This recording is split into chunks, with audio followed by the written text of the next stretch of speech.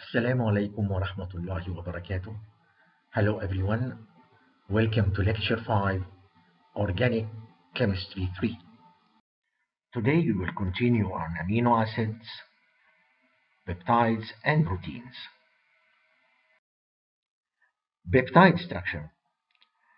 Primary structure, the simplest level of protein structure, which represents the sequence of amino acid in a polypeptide. For example, hormone insulin has two polypeptide chain A and B, chain A and chain B. The primary structure is indicated by three letters, abbreviations that represent the name of amino acids, like example here, glycine, leucine, valine, etc. When we have cysteine, which has sulfhydryl SH group, this in the presence of oxygen can form SS bond. Here we have one, glycine, cysteine here, so we have here SS bond. We have here again cysteine, we have SS bond.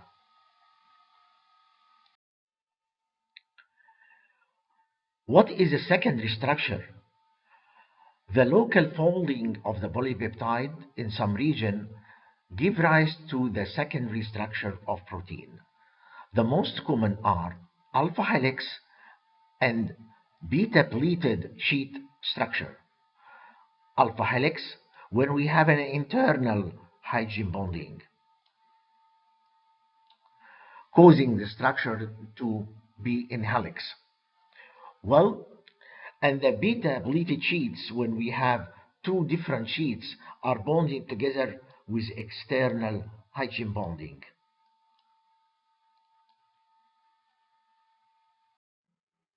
Tertiary structure. The unique three-dimensional structure of polypeptide is called tertiary structure. Primarily, the interactions among R groups create the complex three-dimensional tertiary structure of protein. The nature of R groups found in the amino acid involved can be counteract the formation of hydrogen bonds described for standard secondary structures. For example, R groups with like charges are repelled by each other, and those with unlike charges are attracted to each other via ionic bonds.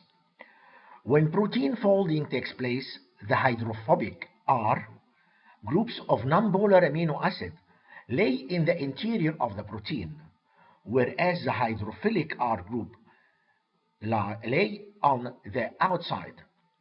Well, interactions between sulfide bonds chain forms disulfide linkages in the presence of oxygen, and that's the only covalent bond forming during the protein folding. Here we have the nonpolar groups inside, and that's what we call hydrophobic interaction. And here we have disulfide, the disulfide link from cysteine. And again, here if we have two different charges, one from the carboxylate and one for the ammonium interaction, shape the structure, tertiary structure of the peptide. Peptide structure determination. The first step, cleavage of disulfide linkages, if any, using reducing agent like 2-mercaptoethanol and diethiothrietol, known as DTT. The individual peptide chains are then purified and analyzed separately. As we said, you can easily reduce the cysteine bond to thiol, cysteine, using reducing agent. But this reduced residues have tendency to reoxidize and form disulfide bridge again. So a more permanent cleavage involves oxidizing the disulfide linkage with peroxyformic acid to form cystic acid residue, SO3H.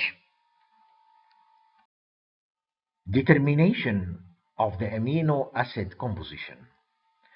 Once the disulfide bridges have been broken and the individual peptide chains have been separated and purified, they hydrolyzed by boiling them for 24 hours in 6 molar HCl, and the resulting mixture of amino acid hydrolysate is placed on a column of amino acid analyzer. The standard of amino acid, as we can see here, and this is coming from sample peptide determination. Well, the area under the beak is nearly proportional to the amount of amino acid produced, so we can determine the relative amount of amino acid. In our sample here, we can say the proline is twice the glycine in the peptide chain. And we can, of course, by analytical method, we can exactly know the response for each peak, how many molecule or in a mole, the proportion of this amino acid, what we call it response factors. Well, in amino acid analyzer, we have the element, we have ninhydrin, we inject here our sample hydrolysate, okay? It goes with the buffer into the column, usually ion exchange resin. They get different movement depending on how they attract to the ion exchange. Once this peak is released in here, get to react with ninhydrin. Here we have reaction coil. Then after the reaction with ninhydrin gets into here where we have light source to detect the Rohman product out of this particular amino acid, and we record. Okay? So in the amino acid analyzer, the component of hydrolysate are dissolved in an aqueous buffer solution and separated by passing them down an ion exchange column. The solution emerging from the column is mixed with ninhydrin, which reacts with amino acid to give the purple ninhydrin color. The absorption of light is recorded and printed out as a function of time. The amino acid analyzer determines the amino acids present in a peptide, but it doesn't reveal their sequence. To determine amino acid sequence, we must cleave just one amino acid from the chain and leave the rest of the chain intact.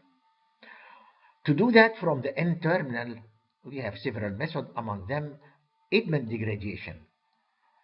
In Edman degradation, the first step is to react the peptide with Edman reagent phenyl isothiocyanate to give the thiourea. So in this case, the amino group will act as a nucleophile, attack on this carbon. This goes to the sulfur and then back again.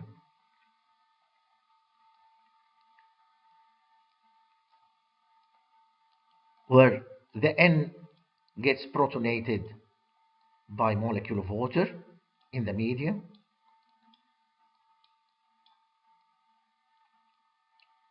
to form this thiourea analog.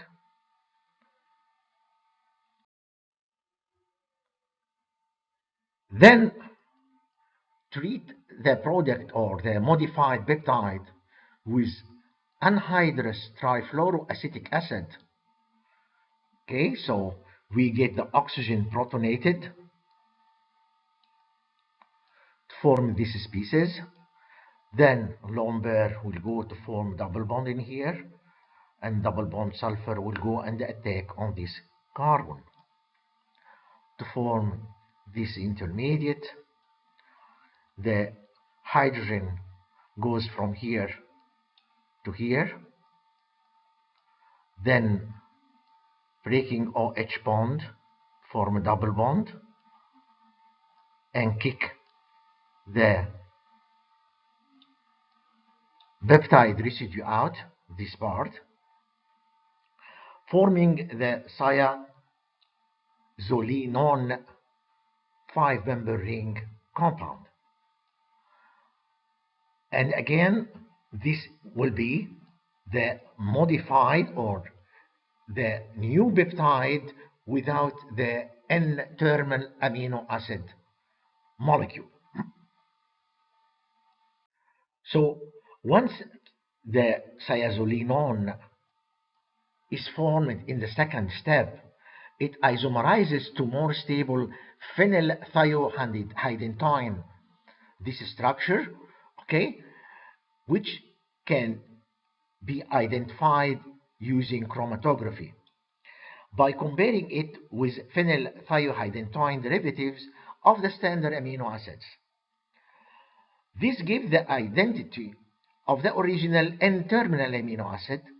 The rest of the peptide is cleaved intact, and further Edman degradation are used to identify additional amino acids in the chain.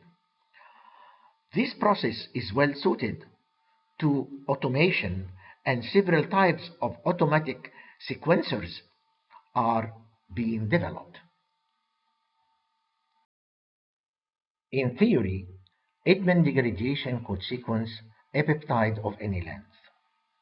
But in practice, however, the repeated cycle of degradation could cause some internal hydrolysis of the peptide, with loss of sample and accumulation of byproducts.